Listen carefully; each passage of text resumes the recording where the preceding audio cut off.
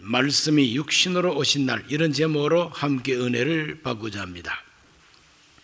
이 크리스마스라고 하는 이 말은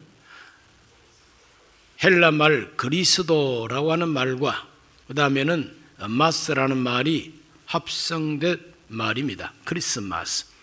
크리스라고 하는 것은 그리스도, 마스라고 하는 것은 미사, 찬양하고 경배하고 예배하는 미사.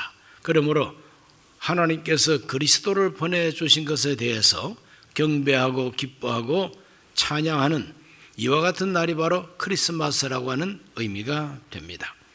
프랑스 사람들은 옛날부터 이 크리스마스를 노엘이라고 말했다고 합니다. 노엘, 노엘 하는 바로 그 노엘이 프랑스 옛날 말이라고 합니다. 독일은 이 크리스마스를 바이나크텐이라고 하는 말로 표현하고, 이태리 사람들은 나탈레라고 하는 말로 표현을 한다고 합니다. 그래서 이 크리스마스는 원래 12월 25일인데 이 날은 로마 사람들이 지키는 동짓날이라고 합니다. 동짓날. 우리 한국의 동짓날은 지난 수요일 날이 동짓날이었어요. 밤이 가장 깊은 그와 같은 날, 해가 가장 짧은, 낮 시간이 가장 짧은 날, 그날이 바로 동지죠. 이 동지에 로마 사람들은 태양신을 숭배하는 제사를 지냈다고 합니다. 그 제사를 지내기 전 한 주간 동안은 축제를 벌이면서 서로 선물을 나누기도 하고, 사철 푸른 나뭇가지를 꺾어서 집 앞에다가 세우기도 하고, 이렇게 하면서 태양신을 숭배하고, 모든 것이 다 마르고 앙상해진 이 겨울에 태양신이여 다시 밝은 빛을 비추어서 내년에는 농사도 잘 되고 또 따뜻한 빛을 비추어 주소서, 이래 가지고 태양신에게 제사했던 바로 그날인데, 로마 교황청에서 우리 예수님이 탄생하신 날을 기념하고 싶은데 몇 월 며칠 날 오셨는지 알 길이 없습니다. 성경에는 예수님의 생일이 없어요. 태어나시긴 분명하게 태어나셨는데 그날이 언제인지를 몰라. 그래서 로마 교황청에서는 이 로마 사람들과 게르만 민족까지 이 동짓날을 태양 숭배하는 날로 지키고 있으니 이 날을 우리가 공격할 것이 아니라 이 날을 정복하자. 그래서 참 빛이신 예수, 진정한 태양이신 예수님이 탄생하신 날이다. 그러므로 이제는 태양신을 숭배하지 말고 예수님을 숭배하고 예수님께 예배하라. 그래서 정한 날이 크리스마스입니다. 문화선교에서 성공한 날이죠. 그래서 이제 몇백 년 흐르다 보니까 사람들은 태양신은 이제는 잊어버리고 예수 그리스도가 탄생하신 날로 기억하고 예배하는 날이 되었으니 승리했죠. 자, 사도 요한은 이 예수님이 탄생하신 이 날을 이렇게 표현하고 있습니다. 말씀이 육신이 되어 우리 가운데 거하심에 그랬어요. 말씀이 육신이 되어 우리 가운데 거하시는 바로 그와 같은 역사가 출발된 날이 성탄절이라 이 말이죠. 사도 요한은 우리 예수님의 그 본체를 하나님이라고 증언하고 있습니다. 요한복음 1장 1절에 태초에 말씀이 계시니라, 이 말씀이 하나님과 함께 계셨으니 이 말씀은 곧 하나님이시니라. 말씀이 하나님이시다. 하나님이신 그 말씀이 육신이 되어 오신 날이 성탄절이라는 겁니다. 육신이 됐다는 것은 사람이 됐다고 하는 의미입니다. 육신. 그러므로 하나님이 사람으로 오신 날이 성탄절이다. 철학자들은 무한 존재가 유한 세계로 들어온 날, 이렇게 어렵게 말합니다. 무한 세계가 유한 세계로 들어온 날이라.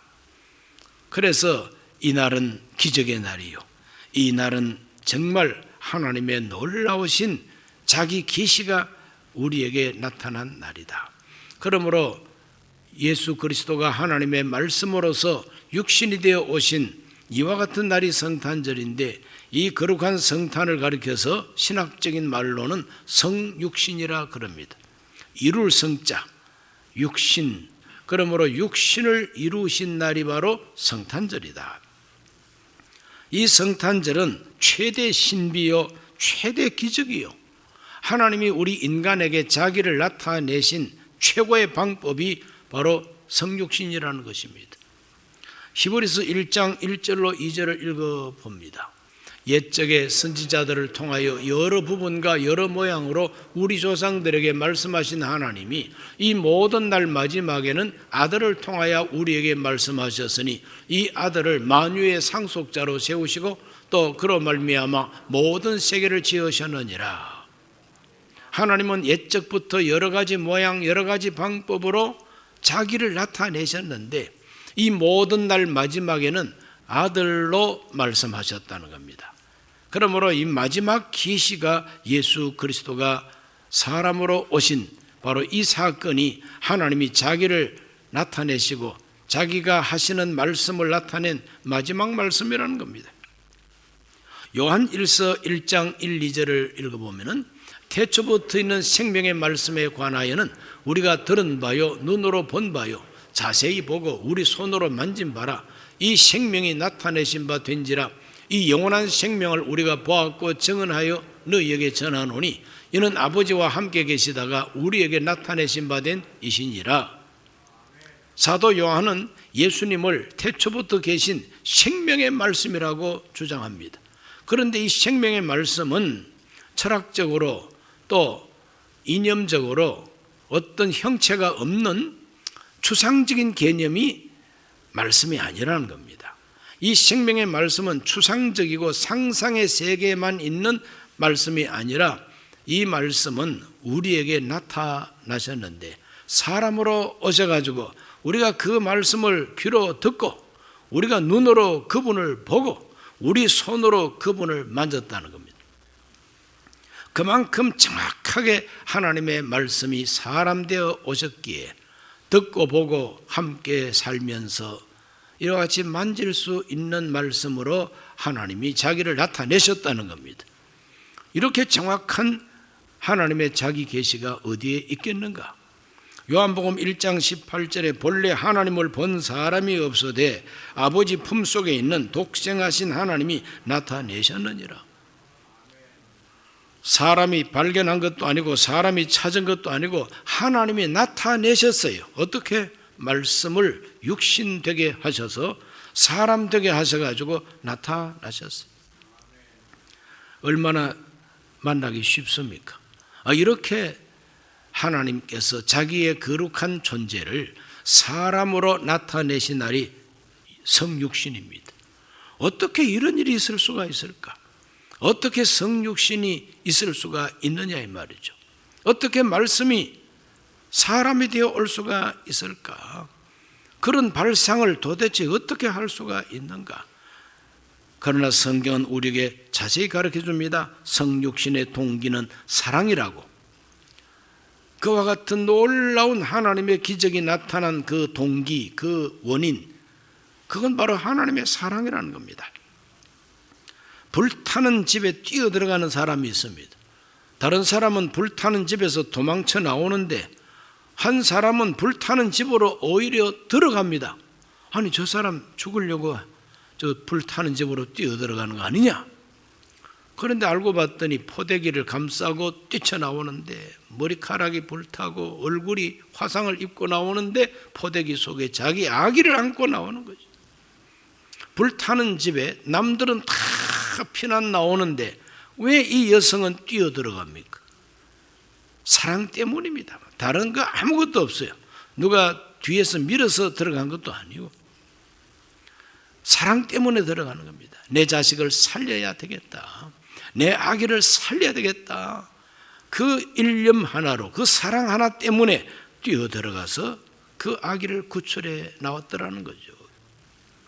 하나님이 지옥불이 타는 이 세상에 뛰어들어 오신 이유, 하나님이 어떻게 이 지옥불이 타는 세상에 뛰어들어올 수가 있느냐? 그건 다른 이유가 하나도 없고 사랑 때문이라고 하는 것입니다. 요한복음 3장 16절에 하나님이 세상을 이처럼 사랑하사 독생자를 주셨으니 이는 그를 믿는 자마다 멸망하지 않고 영생을 얻게 하려 하심이라.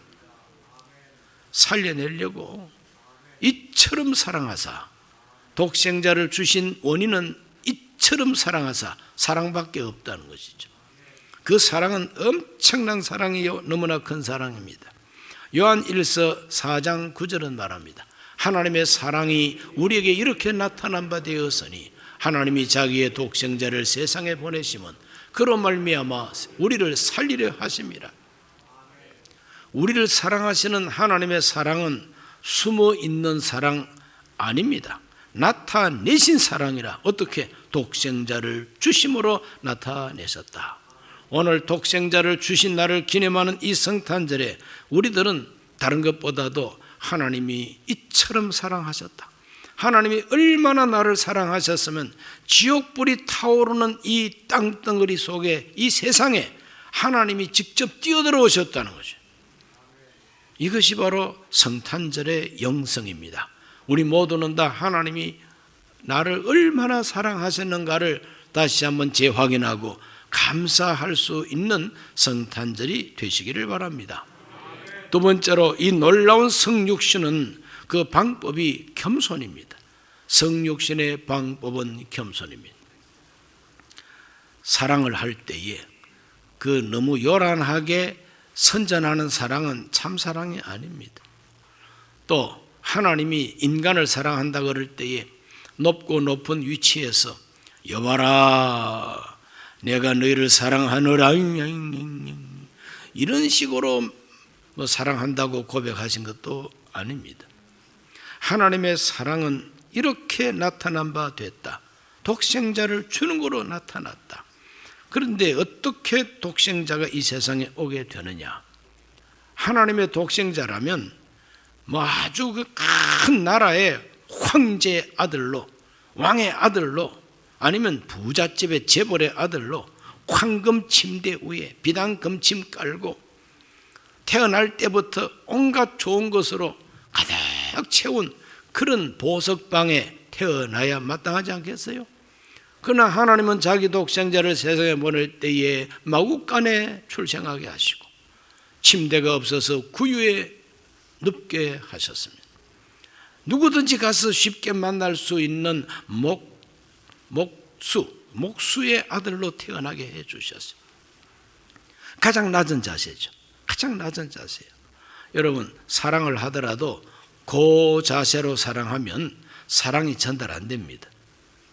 반드시 낮은 자세로 사랑을 나타내야만이 진실하게 그 사랑이 전달되도록 그렇게 되어 있습니다. 빌립보서 2장 6절에서 8절 말씀에 보면은 하나님의 사랑이 어떻게 나타났는가 자세하게 기록이 되어 있습니다. 그는 근본 하나님의 본체시나 하나님과 동등됨을 취할 것으로 여기지 아니하시고 오히려 자기를 비워 종의 형체를 가지사 사람들과 같이 되셨고 사람의 모양으로 나타나사 자기를 낮추시고 죽기까지 복종하셨으니 그 십자가에 죽으심이라 그랬습니다. 세상에 나가면은 명예 지위가 있고 권세가 있고 계급이 높습니다. 그렇다고 그 계급장 달고 집에 가가지고도 차려! 열정시여! 그러면 안 되잖아요. 별 4개짜리 대장이라도 집에 가면 다 벗어놓고 파자마 바람으로 앉아서 아이들하고 아이가 돼가지고 같이 놀아줘야 그 아이들이 우리 아버지, 우리 할아버지가 정말 나를 좋아하고 사랑하시는구나 이거 느낄 수 있지. 차려! 열정시여! 내가 대장이야 이놈아. 무슨 사랑이 전달되겠습니까? 남녀 간에 사랑하는 것도 마찬가지 아닙니까? 낮아져야 돼요. 계급장 다 떼야 돼요.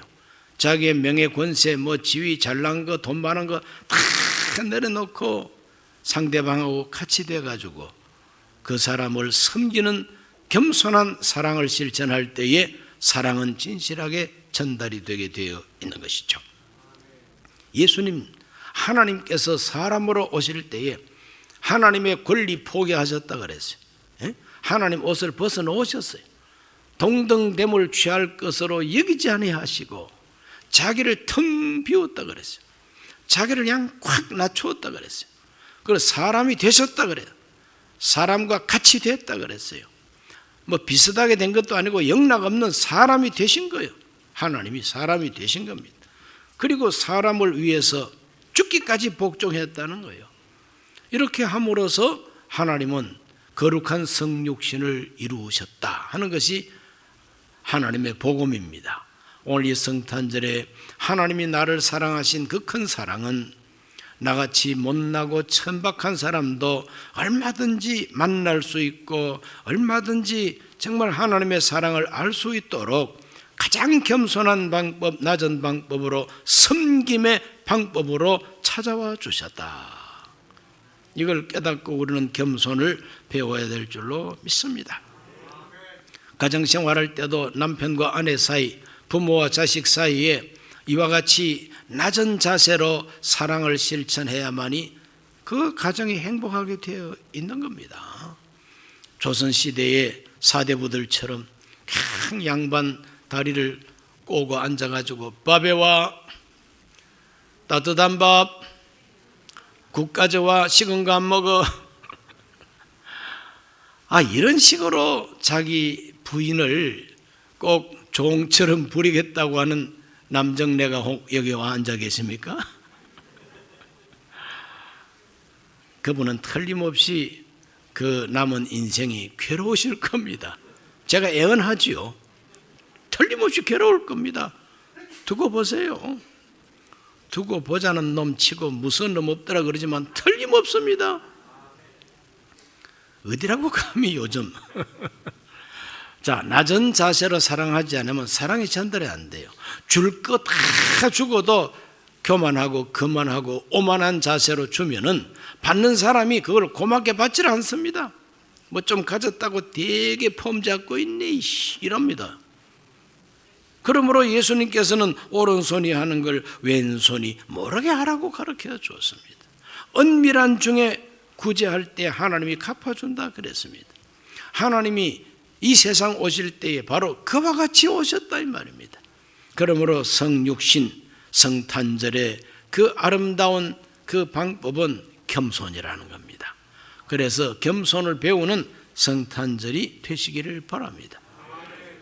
세 번째로 그 거룩한 인카네이션, 그 성육신의 목적은 구원에 있습니다. 성육신의 목적은 구원, 성탄절의 목적이 구원이다 이 말입니다. 성탄절의 목적은 성탄절 감사한금 받아 챙기는 게 아니에요. 성탄절의 목적은 하나님이 우리를 살려내시는, 하나님이 우리를 구원하시는 게 성탄절의 목적입니다. 요한복음 3장 16절 읽을 때마다 은혜가 됩니다. 하나님이 세상을 이처럼 사랑하사 독생자를 주셨으니 이는 그를 믿는 자마다 멸망하지 않고 영생을 얻게 하려 하심이라. 독생자를 왜 주셨느냐? 영생을 얻게 하려고. 영생, 우리가 가진 이 생명은 영생이 아니었을 때가 있죠. 믿는 우리는 영생을 가졌지만 믿지 않은 사람에게는 영생이 없습니다. 영생은 하나님의 생명이요, 영생은 영원히 사는 생명이요, 영생은 바로 하나님의 자식들에게만 주는 생명입니다. 믿는 자에게, 믿는 자마다 멸망하지 않고 영생 얻게 하려고. 멸망이 있고 영생이 있다고 예수님 말합니다. 오늘 우리 모두는 멸망하지 않고 영생 얻는 사람이 되어야 돼요. 이 성탄절에 받을 선물 중에 최고의 선물이 뭐냐? 영생의 선물인 것입니다. 뭐 다른 어떤 선물보다도 영생의 선물, 하나님이 주시는 선물은, 크리스마스 선물은 영생입니다. 요한 1서 4장 9절로 10절을 읽습니다. 하나님의 사랑이 우리에게 이렇게 나타난 바 되었으니 하나님이 자기 독생자를 세상에 보내시면 그로 말미암아 우리를 살리려 하심이라 그랬습니다. 뿐만 아닙니다. 하나님께서 우리를 살리기 위한 목적뿐만 아니라 결국은 하나님이 우리를 사랑하시고 우리 죄를 속하기 위하여 화목 제물로 주기 위해서 독생자를 주셨다 그랬어요. 그래서 살리기 위함이라. 9절 마지막에는 살리기 위함이라. 10절 마지막에는 우리 죄를 속하기 위하여. 속한다고 하는 것은 없애버리는 게 속하는 겁니다. 속한다고 하는 것은 바로 그 죄를 대신 짊어져 준다는 게 바로 속죄입니다. 대신 짊어지기 위해서는 화목 제물이 필요합니다. 하나님이 독생자를 화목제물로 주셨다는 거예요. 목적이 뭐냐? 우리 죄를 속하기 위하여, 우리 죄를 없애기 위하여, 우리 죄를 대신 짊어지기 위하여 화목제물로 독생자를 주셨다는 거예요. 이것이 바로 성육신의 목적입니다. 하나님이 독생자를 세상에 내려보낸 목적입니다. 저와 여러분에게 하나님의 목적이 이루어지기를 바랍니다. 그러므로 죄가 용서가 되고 어렵다함을 받게 되고 하나님께로부터 영생을 받게 되면 그 사람은 하나님의 자녀가 되는 겁니다. 그 하나님의 자녀가 되면 더 이상 하나님이 두렵지를 않아요. 하나님이 무섭지를 않습니다. 그래서 로마서 5장 1절은 말합니다. 그러므로 우리가 믿음으로 의롭다 하심을 받았으니 우리 주 예수 그리스도로 말미암아 하나님과 화평을 누리자. 하나님과 화평을 누리는 거예요. 하나님과 댄스를 하는 겁니다. 하나님과 함께 춤을 추는 겁니다. 이것이 바로 구원이다 말이죠. 죄를 용서받고 새 생명을 얻고 죽은 사람 다시 살아나서 하나님과 화평을 누리는 것이 구원인데, 이 목적을 위해서 독생자가 오셨다. 하나님이 독생자를 보내주셨다. 말씀이 육신이 되신 목적이 바로 이것 때문이라는 겁니다. 오늘 이 거룩한 성탄절날 저와 여러분은 이 하나님이 독생자를 세상에 보내신 성육신의 거룩한 영성을 우리가 배워야 됩니다. 영성이라고 그래서 공중에 붕 뜬 영성이 아니에요. 하나님의 영성은 구체적입니다. 실제적입니다. 하나님의 마음이 행동으로 나타나는 것이 하나님의 영성이에요. 그것이 바로 사랑이요, 그것이 바로 겸손하게 나타나신 것이고, 그것이 바로 목적을 이루시는 영성이라는 거예요. 어떤 목적? 살려내는 목적, 죄를 용서하는 목적, 화평을 이루는 목적, 평화를 주는 목적. 천사가 나타나서 지극히 높은 곳에서는 하나님께 영광이요, 땅에서는 기뻐하심을 입은 사람들 중에 평화로다. 그 평화가 바로 구원입니다. 오늘 우리 모두는 이 성탄절의 영성을 그대로 배워야 되겠고, 내가 바로 이와 같은 영성 때문에 하나님의 자녀가 되고 최고의 선물을 받은 줄 알고 감사가 충만한 성탄절 되시기를 바랍니다. 예수께서 말씀하십니다. 내가 너희를 사랑한 것 같이 너희도 서로 사랑하라. 너희가 서로 사랑하는 것이 내 계명이라고 그랬어요. 예수님의 계명은 사랑하라는 계명입니다. 우리가 어떻게 사랑할 수가 있습니까? 내가 먼저 하나님의 엄청난 사랑을 받았으니 나도 사랑할 수가 있다는 것입니다. 하나님이 겸손하게 나를 찾아오시고 나를 위해서 속죄 제물까지 되어 주셨으니 나도 역시 겸손하게 사랑할 수가 있다는 것입니다. 그러므로 내가 겸손히 사랑하는 목적이 뭐냐? 상대방을 살려내기 위해서, 상대방 마음속에 평화를 이루어 주기 위해서, 저 사람 모든 잘못을 내가 다 덮어주기 위해서 내가 얼마든지 사랑할 수가 있다. 그러므로 사랑받은 자가 사랑할 수가 있습니다. 성탄절의 은혜를 흡족하게 받으시기를 바랍니다. 그래서 자기 가정에서부터 가족 식구들을 진정으로 크리스마스의 영성으로 사랑하고 겸손하게 대하고 화평을 이루어 줄 수 있게 되시기를 예수님 이름으로 축원합니다. 전주라고 하는 도시가 있죠. 전라북도 그 도청에 있는 전주입니다. 그 전주에는 노송동이라는 동네가 있는데, 그거는 지나간 20년 동안 해마다 얼굴 없이 나타나지도 아니하고 그 동사무소 건방에다가 정말 A4지 그 박스 안에가 돈하고 저금통하고 이런 걸 넣어가지고 어려운 이웃을 도와주시오 하고 해마다 수천만 원씩 내놓는 사람이 20년 동안 계속되는데 올해도 틀림없이 나타날 거랍니다. 그 얼마나 고마운 분입니까? 그런 분이 그렇게 실천하는 바로 그와 같은 모습이 크리스마스 영성인 것입니다.